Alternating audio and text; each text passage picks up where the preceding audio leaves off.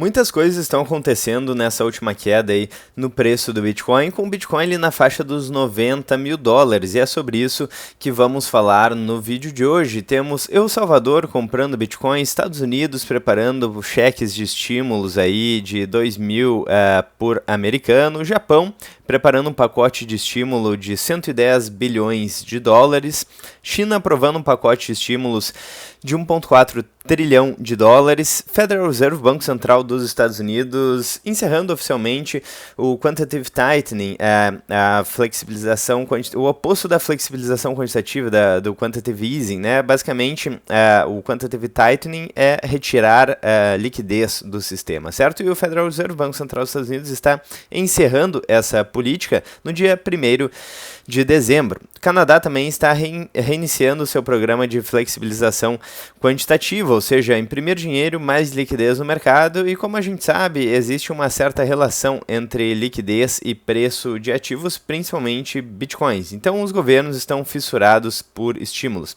Nós vamos falar sobre isso no vídeo de hoje. Esse aqui é um post da Rafaela Romano no x.com, no antigo Twitter, certo? Então vamos dar uma olhada aqui, que são vários assuntos bastante interessantes para falarmos no vídeo de hoje, e o mais interessante é que tudo isso está acontecendo enquanto o preço do Bitcoin corrige. Bom, no dia de hoje temos finalmente um dia de alta em meio ao caos, né? Um dia de alta em meio à queda. Então o preço do Bitcoin já subiu 1,76% em dólar no momento em que eu estou gravando esse vídeo, já se aproximou aí mais dos 500 mil reais, certo? Então um patamar que estava alguns dias atrás. A gente vê a MicroStrategy também se recuperando bastante no dia de hoje, 8% em dólar. Eu quero ver o que vai acontecer na próxima pernada de alta aí para o Bitcoin com a MicroStrategy, porque historicamente as Bitcoin Treasury Companies elas têm uma volatilidade um pouco maior que o Bitcoin. Então, quando o preço do Bitcoin cai, as Bitcoin Treasury Companies caem ainda mais. Quando o preço do Bitcoin sobe,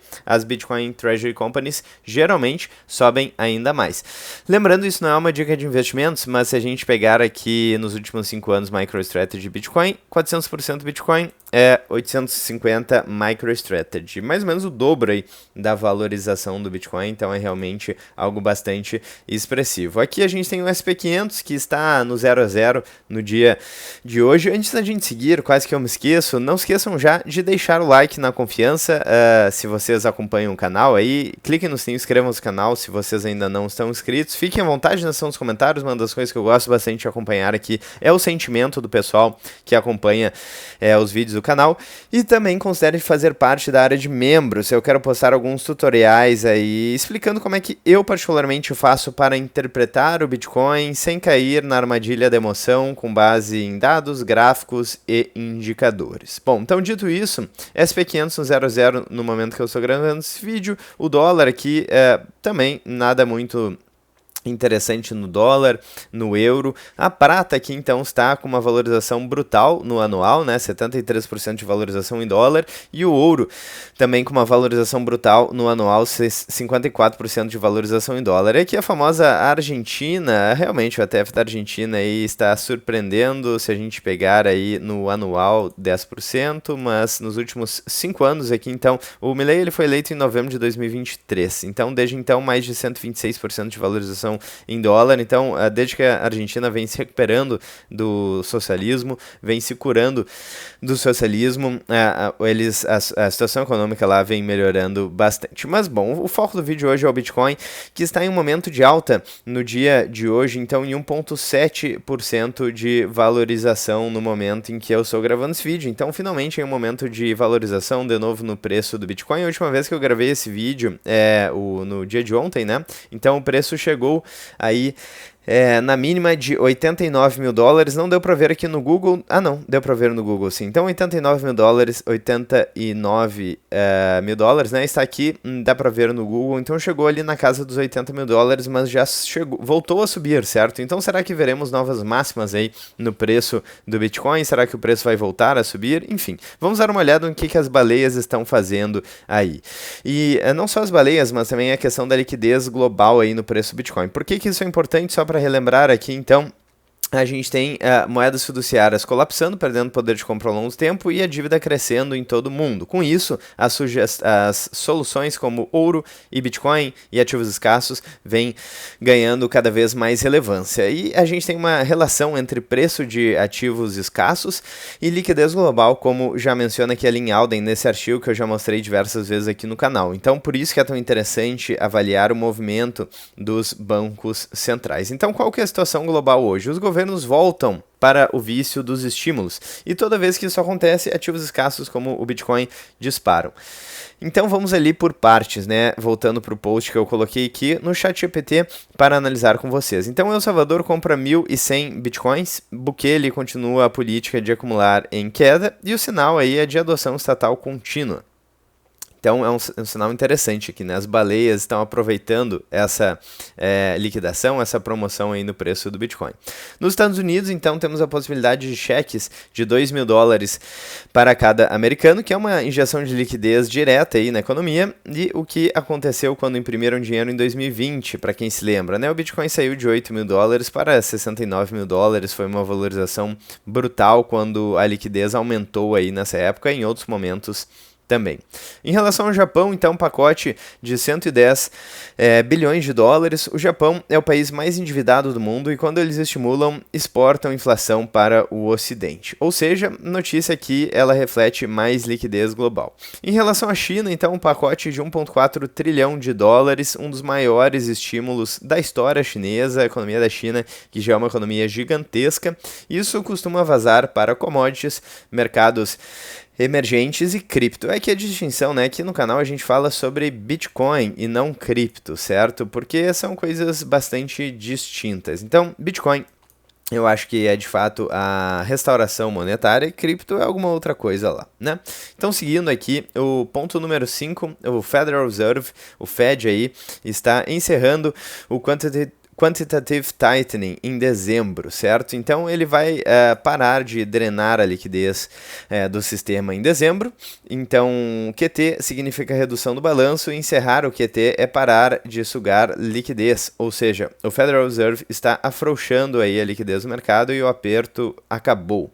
Historicamente, todo o ciclo de afrouxamento, o Bitcoin, ele quando acaba o afrouxamento, né, o Bitcoin ele costuma voltar aí em alta.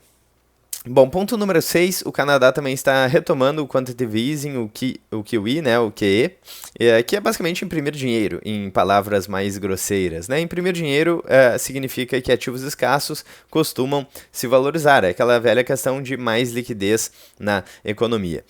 E a conclusão macro de tudo isso, então, os 3 maiores blocos econômicos do mundo, Estados Unidos, China, Japão, não sei se são os 3 maiores blocos econômicos, mas de fato Estados Unidos e China sim, Japão eu não sei, mas é de fato uma potência econômica. Bom, enfim, estão injetando liquidez simultaneamente. E governos menores também, como El Salvador e Canadá, estão acelerando a mesma direção. A gente falou recentemente também da MicroStrategy, que comprou pesado, se eu não me engano, mais de 8 mil unidades de Bitcoin recentemente. Então, baleias estão aproveitando a promoção, né? A questão aí é a confluência de liquidez costuma ser rara.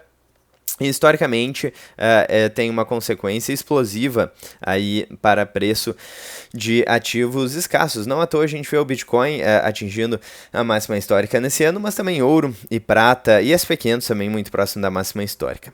Por que isso acaba sendo altamente bullish para o Bitcoin? Com um disclaimer que no curto e médio prazo fica difícil prever exatamente o que vai acontecer, são muitas variáveis, certo? Mas no longo prazo o jogo parece dar indícios do movimento, da direção em que estamos indo. Então o Bitcoin, ele é um único ativo aí com oferta fixa, então o resto do mundo está enchendo o mercado de novo dinheiro. E aqui é muito interessante, né? Porque por mais que aumente a demanda por Bitcoin, a quantidade de Bitcoins não vai aumentar, 21 milhões de unidades no máximo. Já até mesmo o ouro, que tem essa escassez física, se o preço do ouro aumentar, a gente pode ter locais onde antigamente não valiam a pena a mineração de ouro, esses locais podem ser aí economicamente viáveis caso o preço do ouro aumente. Se a gente tem um aumento do preço de imóveis, a gente vai ter mais imóveis. Se a gente tem um aumento de preço de ações, aí a gente pode ter novos IPOs e por aí vai, né? Então, realmente o Bitcoin é um ativo extremamente escasso.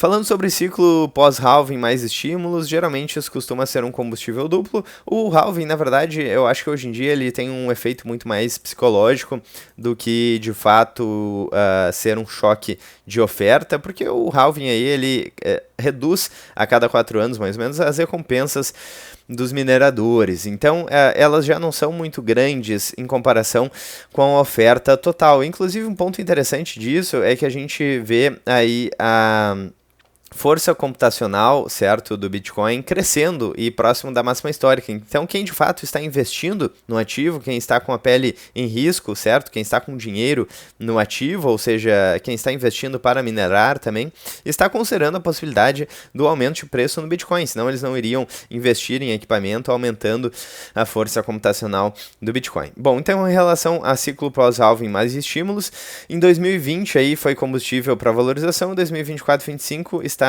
se repetindo.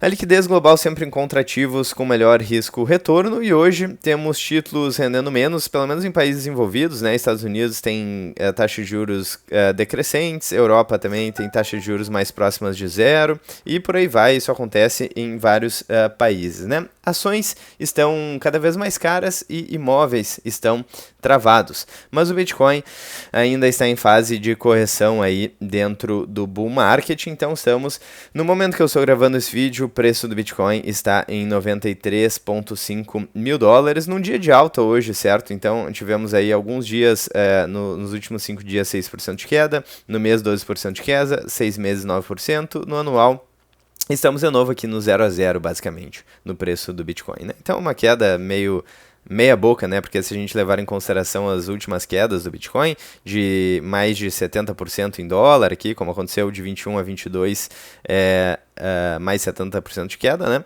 Como aconteceu, por exemplo, de dezembro de 2017 até dezembro de 2018, mais de 80% de queda. Então, essa correção que estamos vendo é uma correção bastante natural aí do preço do Bitcoin. Se você está muito desesperado com isso, provavelmente você ainda não entendeu como é que funciona o Bitcoin, né? Nesse ano mesmo de 2025, a gente já teve o preço chegando a $75 mil. Então, stay rumble and stack sats é uma ótima frase bitcoinheira, mantenha-se humilde e acumule satoshi, certo? Não investem em nada que você não está conhecendo, que você não conhece e com certeza, né? A gente menciona, mas é sempre bom lembrar, não leve, esse vídeo não é uma dica de investimentos, então é um vídeo rápido, eu não tenho como falar sobre todos os aspectos relevantes aí sobre o Bitcoin, ou até mesmo outros ativos. Aqui a gente fala sobre alguns pontos para que você possa entender melhor o que está acontecendo e fazer a sua própria pesquisa, né? Então, voltando aqui, o resumo visual. A gente tem estímulos nos Estados Unidos, estímulos no Japão, estímulos gigantescos na China, Canadá retomando o quantitative easing, El Salvador acumulando Bitcoin, MicroStrategy, né, o Michael Saylor da Strategy acumulando também Bitcoin, baleias acumulando e Federal Reserve encerrando o quantitative tightening. A liquidez global está voltando e a tese do Bitcoin nunca foi tão forte. Eu tendo a confirmar, a concordar aí com essa hipótese aqui colocada pelo ChatGPT. Eu quero ver a opinião de vocês. Vocês estão comprando agora que o preço caiu ou vocês estão vendendo, certo? Agora porque acham que o bear market pode estar recém começando, né? O sentimento do mercado é de bastante medo. Estava em 15 aqui o Fear and Greed Index. Vamos atualizar aqui para dar uma olhada. Continua em 15. Então o pessoal ainda está com muito medo aí no mercado, certo? Vamos dar uma olhada em outros indicadores. O Multiple de Mayer aqui vamos atualizar e também o MVRV está em 1.6, o que é bem interessante aqui. Mayer Multiple em 0.82, bem baixo aqui também. Então, enfim. Bom, se você quer entender um pouco mais sobre indicadores para acompanhar o mercado com menos emoção e mais dados, né? Eu pretendo soltar muito em breve aí alguns vídeos que vão ficar exclusivos posteriormente na área de membros sobre isso, como analisar o preço do Bitcoin com base em indicadores, em dados, em números. E vejo vocês lá, né, se vocês quiserem acompanhar aí o canal e também auxiliar aí financeiramente, pois somos um canal independente e dependemos aí da ajuda de vocês para continuar fazendo vídeos com cada vez mais qualidade e frequência para vocês. Bom, estou muito feliz aí em compartilhar essas informações com vocês nesse momento tão interessante aí de econômico global. Eu vou ficando por aqui, eu vejo vocês ainda hoje ou amanhã no próximo vídeo do canal, mas muito em breve. Um grande abraço e até breve.